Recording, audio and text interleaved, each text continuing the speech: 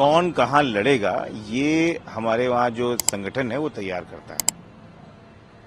पहला नाम जब तेज प्रताप जी का दिया गया, लेकिन संगठन चाह रहा है कि वहाँ पे माननीय अखिलेश यादव खुद लड़े, तो संगठन की आवाज है। और हमें लगता है कि ये एक लोकतांत्रिक व्यवस्था है कि नेता को अपने कार्यकर्ताओं की बात सुननी चाहिए, और नेता ने अपने कार्यकर्ताओं की बात सुनी और इसलिए ये चीज हुआ है। तो इसमें कोई ऐसी बड़ी बात नहीं है। साइकिल लड़ रही है और साइकिल जीत के आ रही है वहां पर कम से कम 3 लाख मतों से।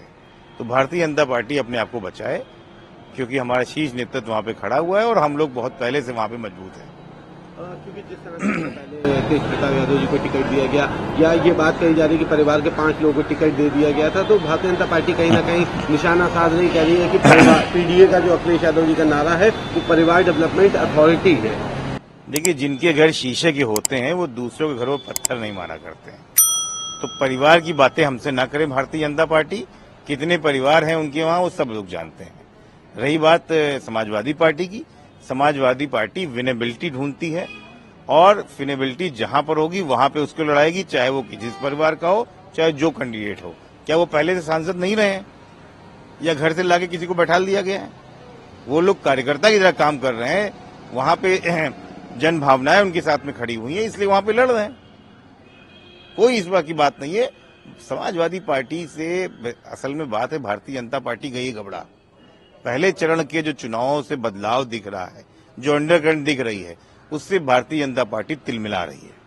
पहले चरण का जो चुनाव हुआ उसमें वोटिंग परसेंटेज काफी कम है। क्या लगता है समाजवादी पार्टी को कितना नुकसान हुआ, या इंडिया अलायंस को कितना बड़ा नुकसान था ये वोटिंग परसेंटेज कम हुआ? नहीं, ये देखिए स्वाभाविक है। भारतीय जनता पार्टी का जो वोटर है वो उग्र है, वो वाचाल है।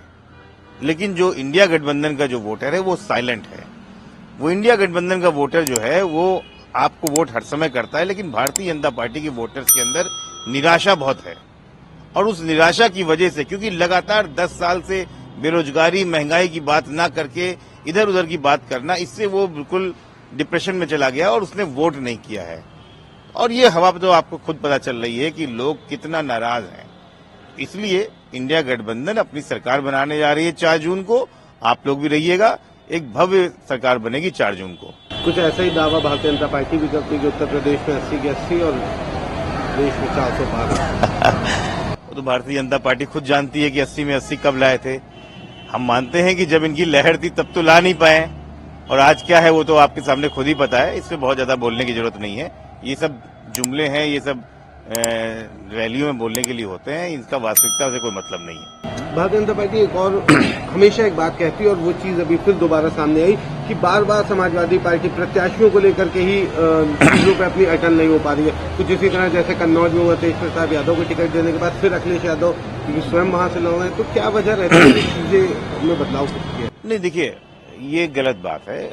मुझे लगता है किसी भी पार्टी के अंदर एक लोकतांत्रिक व्यवस्था होनी चाहिए, जो कि इंडिया गठबंधन की सारी पार्टियों में है। ये लोकतांत्रिक व्यवस्था भारतीय जनता पार्टी में नहीं है।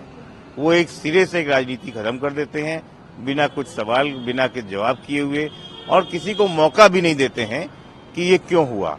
अभी आप हाल ही में लखनऊ में देखिए, क्योंकि हम लोग लखनऊ में हैं और जहां पे खड़े हुए हैं ये एक बड़ी जगह, यहाँ पे एक बड़े राजनीतिक परिवार का एक झटके से पत्ता साफ कर दिया गया है। क्यों किया गया, क्यों नहीं किया, और जो कि भारतीय जनता पार्टी के फाउंडर मेंबर है, लेकिन कोई सवाल जवाब नहीं है। तो जहां सवाल जवाब नहीं है वहां हिटलरशाही है, वहां अधिनायकवाद है। इंडिया गठबंधन और समाजवादी पार्टी में इस तरह की चीजें नहीं है, वो लोकतांत्रिक व्यवस्था है। इसलिए समुचित समय देख के एक अच्छा कैंडिडेट दिया जाता है। इंडिया गठबंधन को लेकर के प्रधानमंत्री लगातार निशाना साध रहे हैं। उन्होंने कहा है इंडिया गठबंधन की आप पहली रैली देखिए, पहली सभा देखिए, जिसमें सभी विपक्षी दल के नेता एक साथ एक दूसरे का हाथ पकड़े खड़े हुए थे। लेकिन अब का समय देखिए, उसमें जो है हाथ छूट गए हैं और कितने लोग कम हो गए हैं। इसी से आप अंदाजा लगा सकते हैं कि इंडिया गठबंधन की क्या है। नहीं, मुझे लगता है कि रांची की रैली देखी नहीं उन्होंने। अगर देखी होती तो स्टेज कम पड़ गया था, हाथ कम नहीं पड़े थे।